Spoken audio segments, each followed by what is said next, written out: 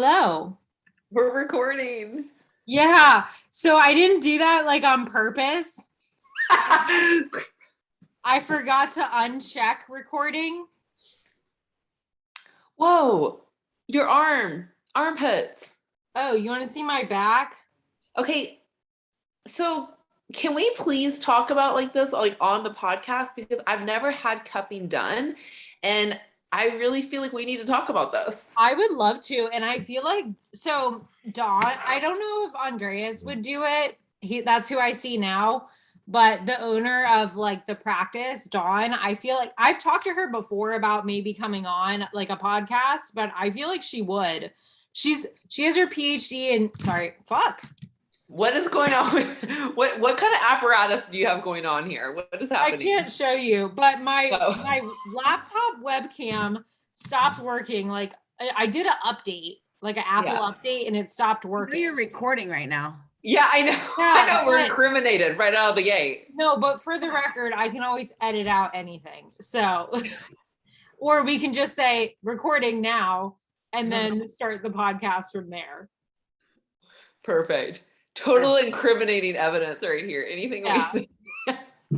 No, but yeah, we could totally get Dawn on to talk about like cupping and like acupuncture and Chinese medicine. Yeah, like I have so the girl I go to, which when I say I go to, let's be real, I don't do it regularly. I should. I want to. Girl, you've been to once. Don't lie. It's been in my brain, but like the thought about it. Yeah, I bought a Groupon. Yeah. So the girl I go to, she does acupuncture, but she does like this, I want to call it functional, which is totally wrong, but she attaches like electrodes to it. Yeah. Does that make sense to people? Okay. Yeah, that's what I've done. That's what my girl does too. Love it. Like that, like once you do that, I'm like, you just can't go back to just normal dry needling. But I've never done cupping, and I see you looking like this huge walking circle person, and I'm like, I need to know about, how does this feel? Like, do you feel like shit's being sucked out of your body? Because I'm kind of down with that. I call it, again, I don't know if this is the right word, but functional cupping. Yeah. So like when the cups are on me, so like for example, my arm, he had them here, and then they were also all up and down my legs, and I was doing like but like lying down on the table. Almost like he was moving you at the same time. I'm moving me. So it's, I'm doing it, but I'm doing like cross like body. Yeah. Yeah. Crazy. Yeah. So like that is what really like opens up joints and stuff. But like other cupping, like just like more therapeutic cupping would be more like kind of like opening up, like moving lymph, like, you know, opening up. I feel like I want that. I need that. I feel like that would do wonders for me for some reason. Move to Tampa. Yes. Down there. Have you done that, Sonia? Like, look at her. Like, if you look at her back, I just look at her back and I'm like, God, I need that. I feel like that would just like suck so much shit out of my body. I have cups here. Do you? And what do you like? How, like, do you feel like so much different after, or? I don't get as dark as Sarah gets. I think that's because only if I'm really fucked up. Do you have this suction thing? Yeah, with the fire. Are you doing fire cupping? No, this is just the plastic cups, but it's because I think it's because I'm moving with them on. Yeah. And he sucks the shit out of them. Like he pumps that thing. So I love when they're stuck to you and they go like this. Yeah, he did that today. That's why it's kind of smeary looking. Yeah, we definitely could do a podcast on it. See if Dawn wants to come on. Did this stuff actually come out? No. Oh, damn. The only time I bled was on my leg. I had like a shaving cut. So like, okay. If it like you have like an open wound, it would like draw out blood. We definitely should do a podcast on this shit, because I want to learn about it. I've never had that done, and I would be totally down just to listen. Yeah. Cool. So how are you guys doing? Great. I have a little bit of a cold, so I went and got tested for COVID just to be sure. And anything? I just went this morning. Oh.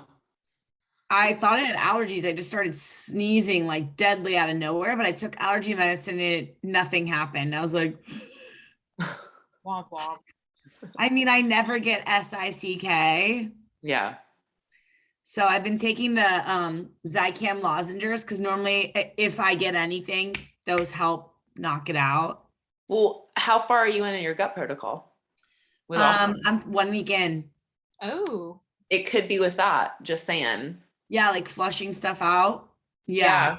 Kind of like because those hurts, whatever, reactions can be so many different for some people. Some people feel like it's just like a cold. Other people feel like No. it's like GI, just total GI, flu. Yeah. I take binder and I was running gut defender before. It doesn't Yeah. quite feel like a die off. Like I've Okay. had die off, Yeah. but You I feel- don't feel, yeah, this is a little bit more like, it's just like my nose is that water runny. Uh, oh You yeah, know. it's probably more something else. I always get the chills when I know I'm getting sick. It's like all of a sudden I have this like, it's like, I don't know how to It's describe my it. But neck. That's it's like up through here and it's just like, right. Yeah. My neck and yeah. shoulders. And you're just like, it's like this. Oh, fuck. Oh, girl. Where's I the know. zinc? Where's the Yeah, vitamin? I know. I'm exactly. like, give me the zinc, I'm like, that's all I want. I'm like, zinc, zinc, zinc, zinc in my DGL. And I'm like, ooh, last night I was like, taste this tea. And my boyfriend like takes a sip, and I'm like, do you see? And he's like, what? And I'm like, I can't, what's it taste like? He's like, it tastes good. I was like, I can't taste it, and he's Oh, like, no. your nose is just stuffed up. Calm down, tiger. I'm like, I can't taste it. What was I gonna say? Oh, you have Canadian Thanksgiving here, I do. right? This This coming weekend? weekend. Sorry? This weekend, right? Yeah, so it's one of those weird ones where it's like, like the holiday is on a Monday, but like people celebrate on like the Friday, the Saturday, the Sunday, but yeah, it's this coming weekend. this is Okay. gonna sound interesting. No one What? judge me, but do y'all celebrate it like we do? Like it's big on food and family, or like, because us is like, it's like the pilgrims, like is it? So honestly, girl from the South, it's not Okay. the same. Okay. Like for me, like I'm kind of like you guys. I just feel like as soon as October hit, like it's like right like South Carolina, it's like you have football season, then you have Halloween, and then it's like the build up to Thanksgiving, and then the day after you're plotting and planning with like your mom and aunts to like Yeah. get to the mall to do the Black Friday shit. Everyone's cell phones charged. Not quite the same. Yeah. Yeah, it's not the same. Like Fred's family, and so like Quebec is like its own world that they keep trying to succeed from like the country. And so most of them don't celebrate Thanksgiving like in the same respect. It's definitely not as big. Okay. Like I feel like we make more of a big deal of US Thanksgiving than You make more our of a own. big deal for everything. No, but like I feel like Canadians, like I feel like US Thanksgiving is a bigger deal than their own Thanksgiving. It's the Interesting. weirdest shit. Okay. I get what you're saying. I was like, Yeah. as Americans, we like to just make a big deal, Yeah. Oh fuck yeah. Like I was like, I remember thinking when I first moved up here, I was like, it's Cinco de Mayo. And I went out and got like piñatas and I had it like streaming from like our bedroom down to like our backyard fence. And like Yeah. I was all about like every, St. Patty's Day party, Cinco de Mayo party. And now I was the only one. They're like, what?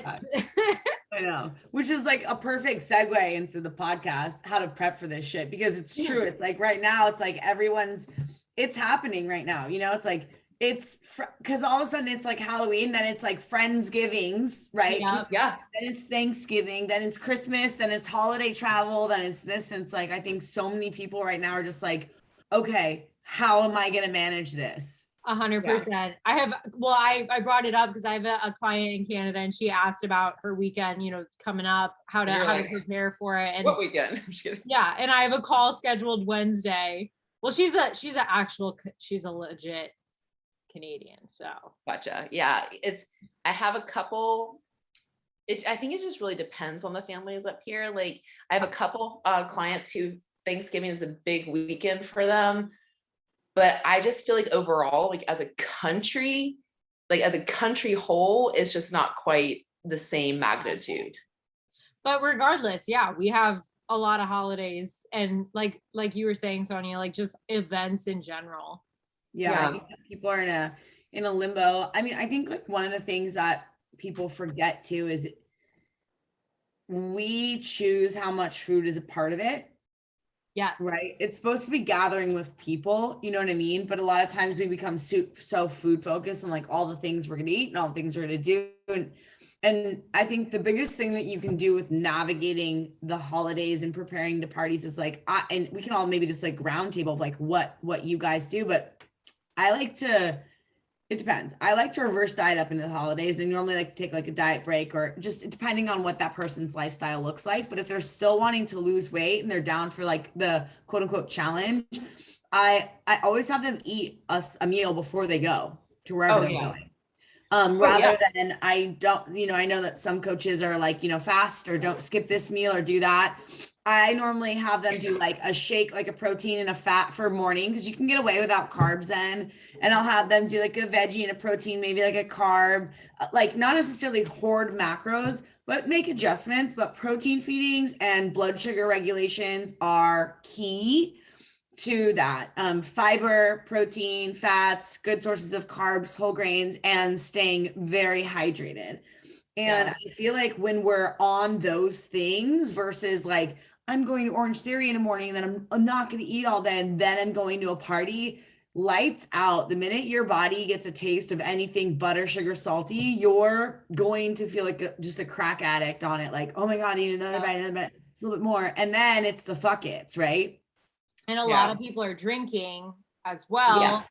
So you get that combo of factors. But I'm with you, like I'm big on, and that's what I told, this client today, was I was like, first of all, like I want us to start kind of shifting to focusing on the day. And I know not everyone has like the same like family type structure and not everyone has, whatever, like the same deal. So it does depend on you, but focus on the people and focus on, the people with the food and like, do you like the mashed potatoes because your grandma cooks them and they're bomb, and it's a tradition versus like, oh my God, carbs, like I'm scared of them and I really want to eat them all at the same time kind of thing.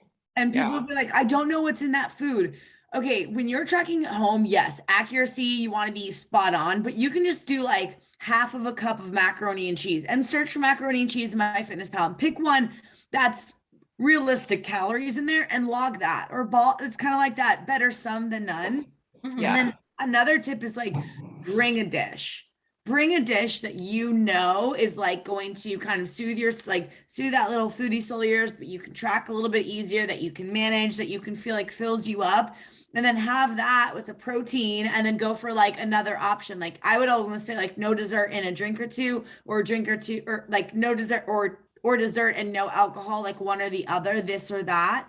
That's another thing I like to do with my clients, like either this or that. It's not both, especially if we're trying to stay on track.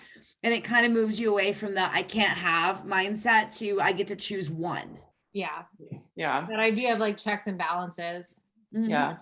I know for the majority of my clients, I think that it depends, which we should kind of distinguish, is if somebody is in a legitimate fat loss phase, it's kind of like what Sonia said, that this really planning your fat loss phases, if you can, understanding a show is a show, and that's a whole different ball we won't even talk about, because if it's a show, if it's a show, this is not a discussion. Like, I'm sorry, but if you're competing for a show, you have a competition, it's not a discussion. Like, you have to do what you have to do. It's not going to look, glamorous. But again, this is a mindset opportunity where you can show up, still go, and just be present with the people, like Sonia or like Sarah said. But for another client who may be just going through a fat loss phase, this is a great time that, hey, we might have a couple of oh my gosh, either refeeds or take a diet break, and kind of plan those. what I try to always walk my clients into is like what Sarah was saying, is I ask them, what is your weekend going to look like? What does it need to look like? What do you have planned? How many dinners are we talking? Because this is where it gets nuanced for, depending on what family you have. Cause I have some clients that are like, yeah, we're going to have one dinner. And I'm like, okay, well, guess what? I want you to go have a normal day, eat a normal day of food. Again, let's not fast until that. Sit down, have a meal, don't stuff yourself silly, have, a little bit of everything that you would like to have, walk away, be happy, no regrets. As long as you leave no regrets, I'm a happy girl. Yeah. I have other clients where, like, for example, Thanksgiving turns into literally like a 3-week journey of Friendsgiving after Friendsgiving, after my in-laws Thanksgiving, then we go to my aunt's house for Thanksgiving, and then we go to my, like it is literally like 14 days of eating. And I'm like, okay. So at this point, Yes. we need to make some decisions that are best for you and what your goals are and why you hired me as a coach. Because this, again, there will always be a get together. There will always be, some sort of holiday or celebration. And it comes down to you being able to make choices that serves you. Mm-hmm. And that may be looking like, again, practicing a little bit more restraint. So you can still have some of everything. It doesn't mean you have to gorge yourself silly. It doesn't mean you have to go YOLO or Last Supper on the meal. Just have some things here. The rest of your day looks great. So then maybe you can actually get away with having multiple dinners that may be untracked, or maybe guesstimate, or you're going to overestimate. That way you kind of stay on track. There's so many tricks there, but it really comes down to, what do you want the outcome to be? Because if you don't have a plan going in and you aren't, very solid in how you want your outcome from, like, say, a month from now to look, this is when the holiday season can become a shit show, because oh, I have this, oh, I have this, and oh, I have this. I'm not telling you not to go. I'm not telling you not to be present. I want you to go. I want you to be present, but I also want you to decide what serves you better, and be able to say no, or be able to say, you know what?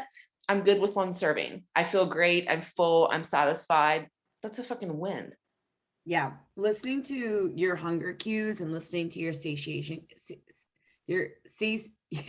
Satiety cues, satiation cues, your satiety cues. I use big words.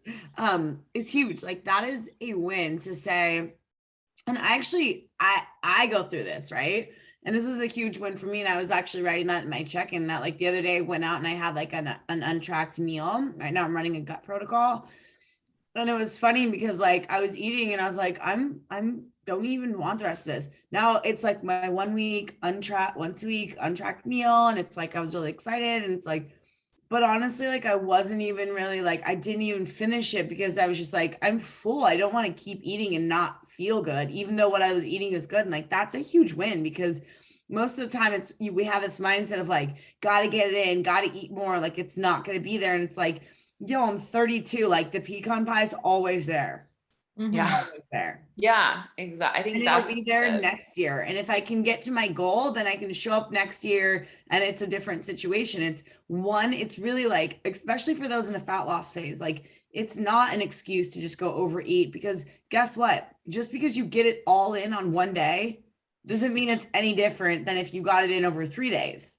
Yeah. Those calories still went into your body. And a lot of times, if you're in any gut healing protocols and stuff like that, if we're eating past full and we're eating major amounts of these kinds of things, they can set us back. So it's kind of like telling yourself like, all right, I'm going to enjoy, these things with my family. I'm going to have just a regular dinner. I'm going to really work on being in the moment and not making it such a food focus. Maybe bring like a new game to play with your family, or plan a walk before dinner or after dinner with a cousin that you haven't seen in a while. Like, those are little things that you can do. And not last year, like I think 2 years ago, I was prepping for Thanksgiving, and honestly, like, I packed my own turkey. I packed butternut squash. I packed my own like stuff. They made stuffing there, and they were like really great. Everyone was like super helpful. I went to my in-laws, like, it was great. They had steamed veggies and they had butter on the side. Like, it was awesome, like, and it wasn't like anything. I really enjoyed my time. I had one piece of dessert, like, because that's another thing too. And this is one thing I like to teach my clients is, when we are having a lot of different flavors, it triggers us to eat more food typically. It's hyper palatability. So if you're having a bite of pecan pie and pumpkin pie and apple pie, and you're probably going to eat and want a lot more than if you just had 4 or 5 bites of pumpkin pie, like just Yeah. one thing. And that can be a really good tool for people who tend to go all in, balls to the wall with like overeating episodes, is watch the multi tastes inside of a meal, sweet and salty and this and that, because that can actually cue our body to want to eat more as well. So like picking one and sticking with it's another good like little tiny tip that you can use. Yeah. Yeah. I like the point about like adding in new traditions even too. And like it's really, it is what you make it. And I'm big on like visualization. So like start visualizing now, like Meredith, like you said, like how you want the day to go, like for you. Like maybe you're someone like, you know, that you're in a restrictive kind of mindset and we're like challenging, like finding, you know, eating new foods. So Yeah. I mean, like I can speak to this. Like one thing, like I Not was tracking. yeah, like not tracking, like maybe Yeah. that's your journey. So I think like visualizing, like kind of playing the tape through, right? Like what's going to happen, like if you have a quarter cup size of mashed potatoes, like just to try it, like just to challenge yourself in that kind of way.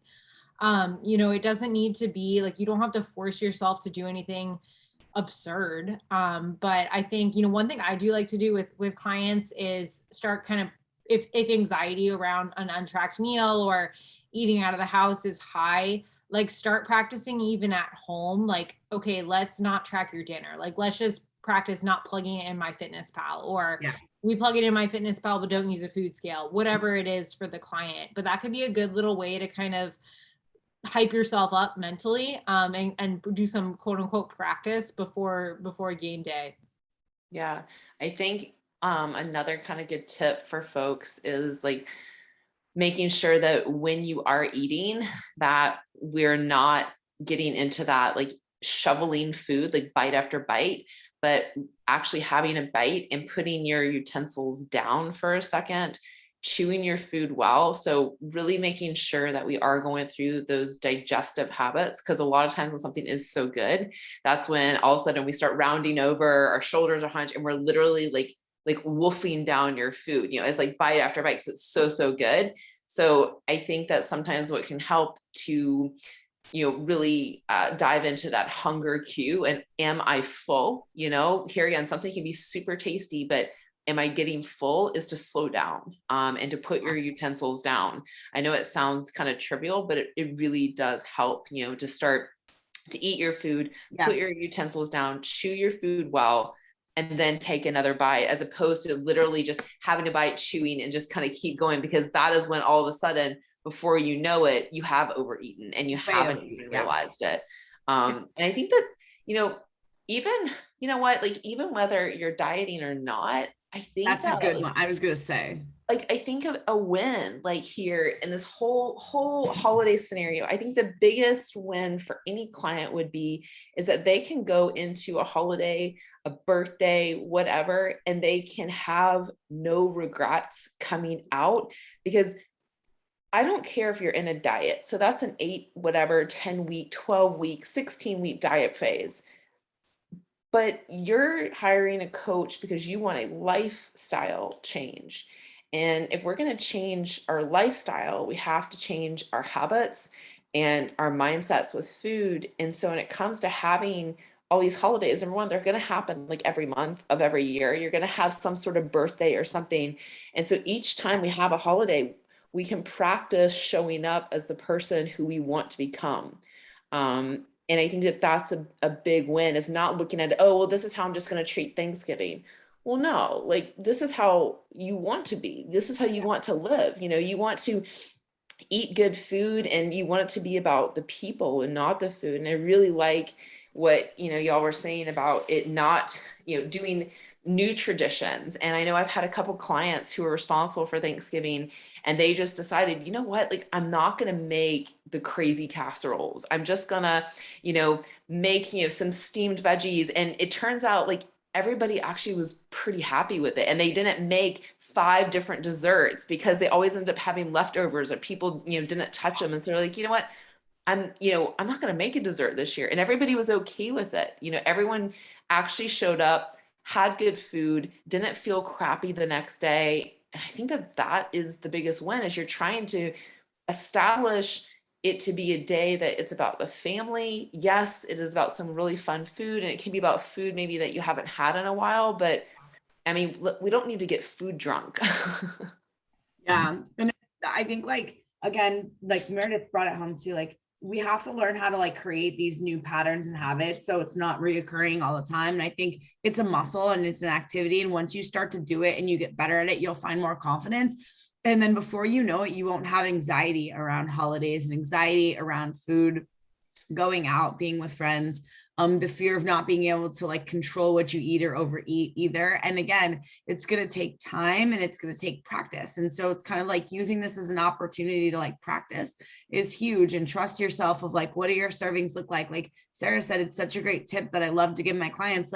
An untracked meal doesn't mean necessarily going out. It just means that you're not using the app and you're using your decisions. You're listening to your body. You're eating into full, and then again, putting the fork down, that's huge. I have to do that with my daughter because she gets home from school, and because of her carpool schedule, it's 5:30, she's starving, right? She's eating her last meal 3, and she's super hungry, and she'll just scarf down food. And I don't want to be restrictive, and I don't want to be don't eat more, you can't eat more, you're too full. But I'm now I have her count. I'm practice counting till 15 every bite you have, Yeah. And she always eats a third of the amount when she's biting me than if she's just scarfing her food. And I don't have to be you can't eat that much, or you shouldn't, or it's funny.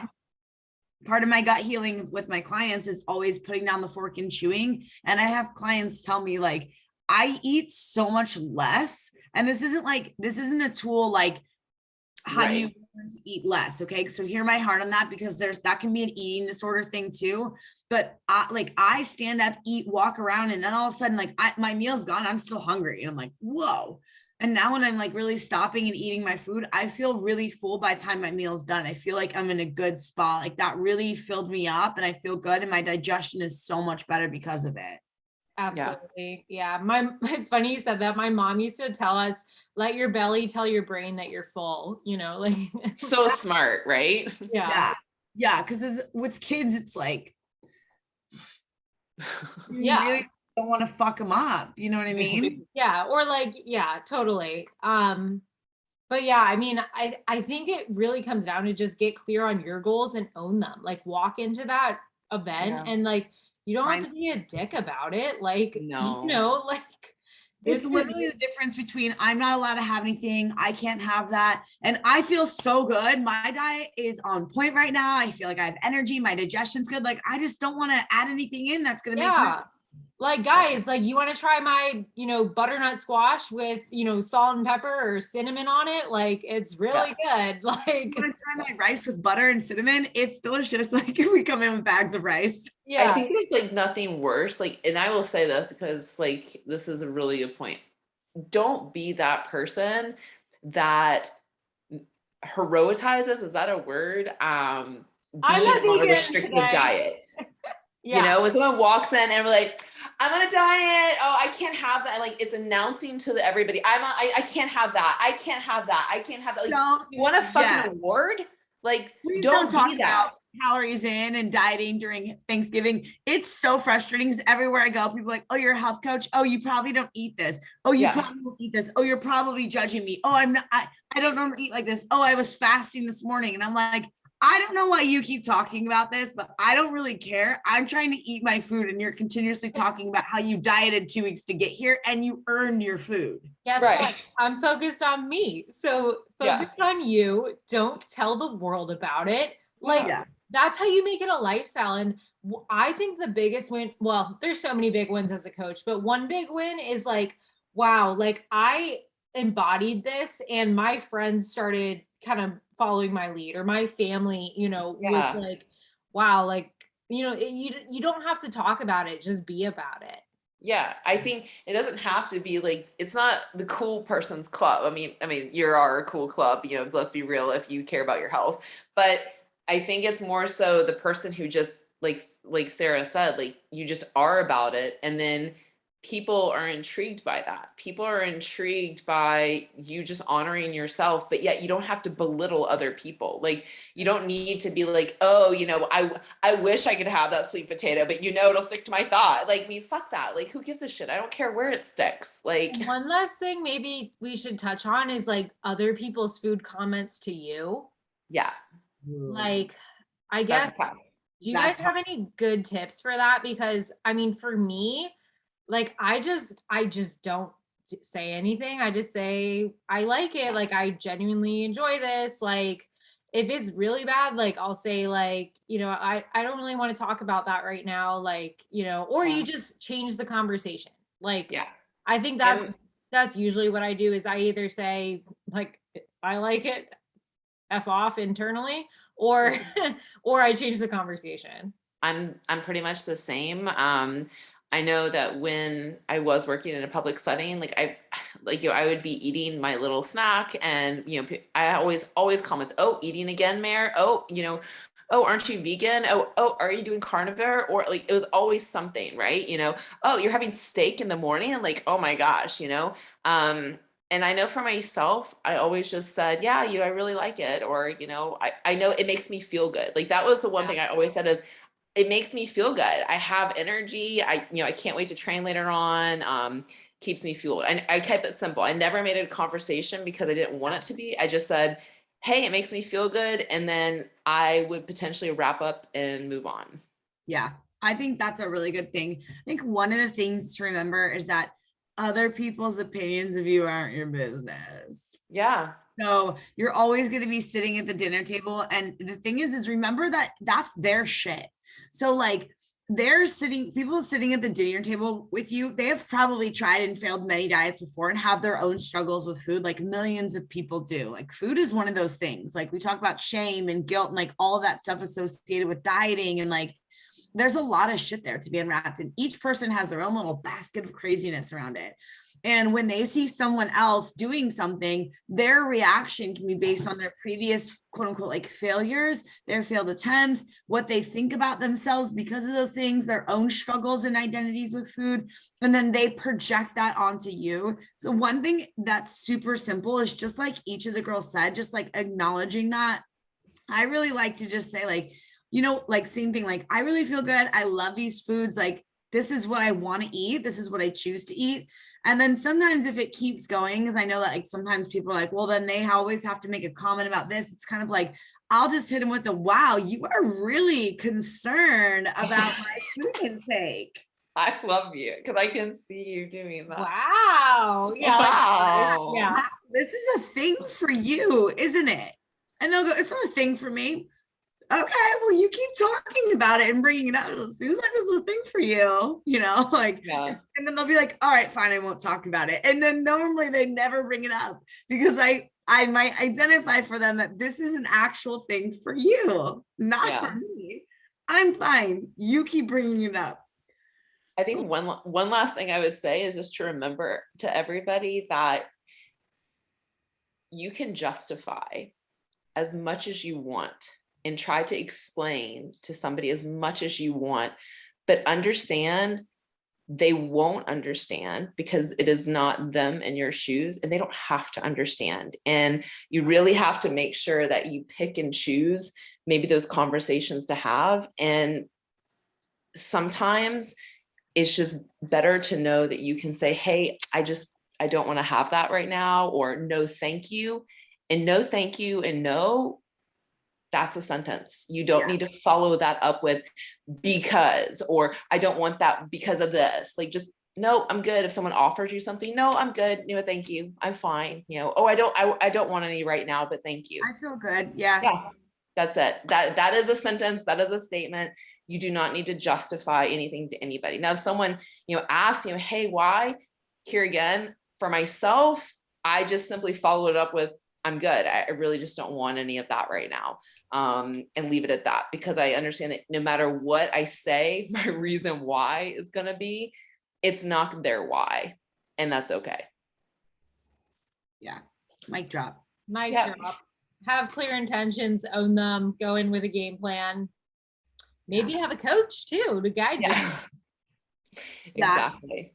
I think one thing we should talk about too is like post holiday. So let's just say you do go have a meal, and what a lot of people are like, what do I do the next day? And like, how do I kind of like get back on track? And the best way to get back on track is just to get back on track. I see one of the things that tends to happen with clients is like the next day they'll under eat, and then they'll under eat that day, and then the next day they'll maybe even overeat again because now they're starving. So it's kind of like, remember that if you under eat on Tuesday, just because you made it through Tuesday on 1,000 calories doesn't mean Wednesday you're going to wake up and feel unable to be satisfied with your food and starving or feel fatigue or any of those things. So normally I just say, try to hit those macros as close as possible. Water, protein, get it in, fuel your workouts, like that kind of stuff. And don't go try to make it up with cardio. Go get a lift in, have a good time, hit whatever goals you're trying to hit, but don't try to go work your food off or like burn it off or add in a bunch of extra cardio, because again, you don't need to do that. Your body's amazing. And if your plan went well in the beginning, there's no need to like punish yourself for even if you did overeat or didn't go as exactly planned. Yeah.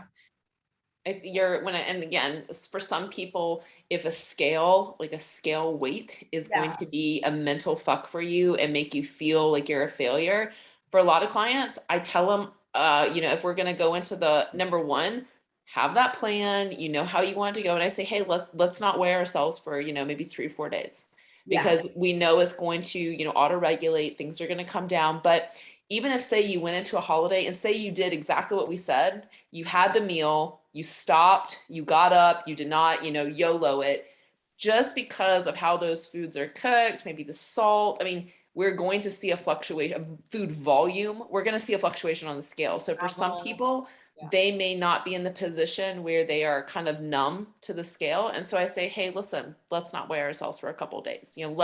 Let's let that ride out. Now, for other people, I say, hey, let's do it. And let's try to, make sure that we don't let that scale ruin us. But that's something to know, that even if you stay to, you show up for yourself, you are present, you don't binge, you still are going to see a fluctuation there. And do not freak out. You did not gain, 2 pounds of fat by sitting down and having one Thanksgiving meal or Christmas meal.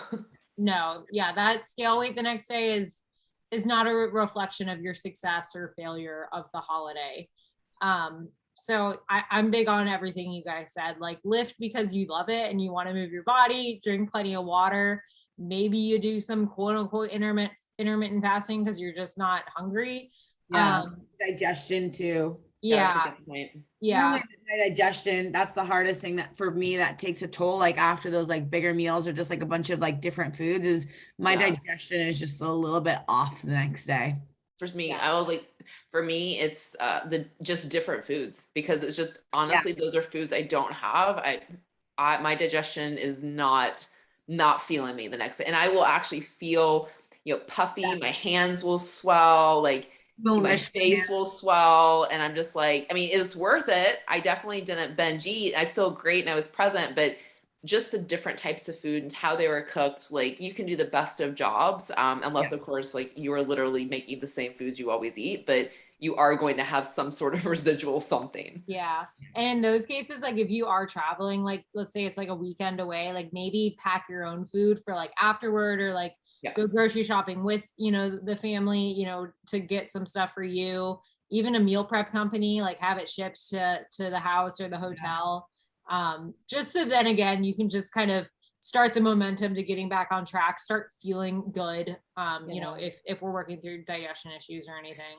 That's something that we should probably just mention, because not everybody understands meal prep companies. And I know that both you guys travel a lot. And so I'll just kind of start it and let y'all roll. So a meal prep company, guys, can be a super awesome option for you. So for example, if you're flying in somewhere or traveling somewhere, wherever, and you're going to go to the grocery store, sure, but sometimes ordering ahead of time and having food ready for you, either via bulk individual items or pre-made meals, can be an option to help that you have food at, say, your family or friend's house that you can kind of keep you on track. I know I have a couple companies, but I know you guys definitely have a lot more. So what's your experience with meal prep companies?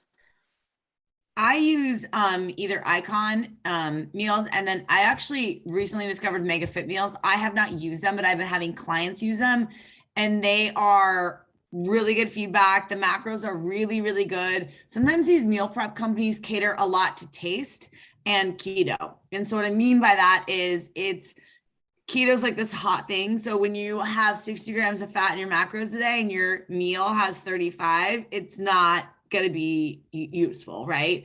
And they're normally like the protein might be a little bit lower. So I like the Mega Fit meals because you can also make custom meals, which are really nice. So you can like set like how much protein you want, like, like how many ounces. You can choose your veggies. You can kind of like make your meals, and they seem to be a really good option for people.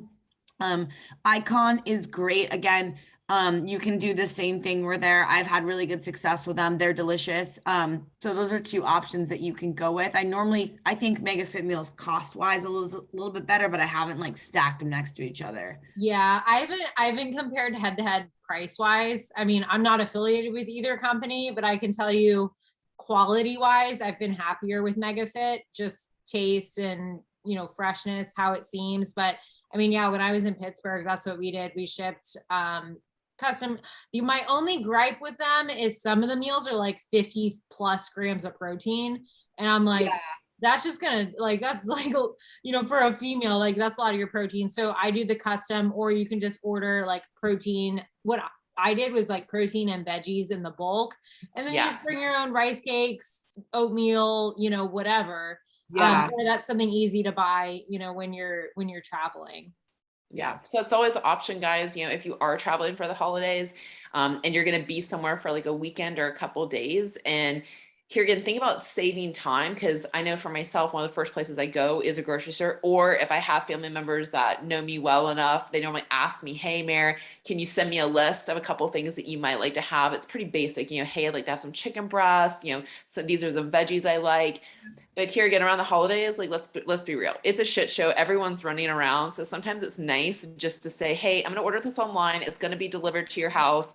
Put it in the refrigerator. We even this last weekend, we did Instacart when I was in West Palm. We had I was just gonna say, I do Instacart. Like even when I'm traveling home from a trip, I will Instacart as I'm leaving the airport of wherever I'm coming from, and it's in my house when I get home, so I'm ready to go. But the same thing, like when I just went to Vegas, it's like you can just Instacart, it just shows up there. That is awesome. That is awesome. Like, I don't even know how many gallons of water, because the fridge wasn't working, like the fridge filter, and you can't drink Florida water. And it was like, I feel bad whoever had to, like, what the hell are they shopping for? I love it. I love it. So yeah, guys, I think that was a solid episode. Hopefully it helped everybody, think about planning for your holiday, understanding that your holiday really shouldn't be that big of a difference as for your everyday mindset. It's just another opportunity for you to keep practicing your kind of changeover for a lifestyle. And again, communicating with your coach to help you. And this is what we talked about, in previous episodes with the check-in. This is where a coach is there to support you during these times and help you with, some of the mindset issues that you might be, struggling with when it comes to dealing with friends and family, judgment, and how to talk to people. That can be pretty daunting. You can feel pretty isolated and alone. So communicate with a coach, let them help and guide you and support you that you're not alone. And then also think ahead, like we were saying about maybe doing some Instacart or meal prep companies to make sure you are set and ready to go for your travel. Awesome. Yeah. Cool. Well, until next time, guys. Thank you. Bye.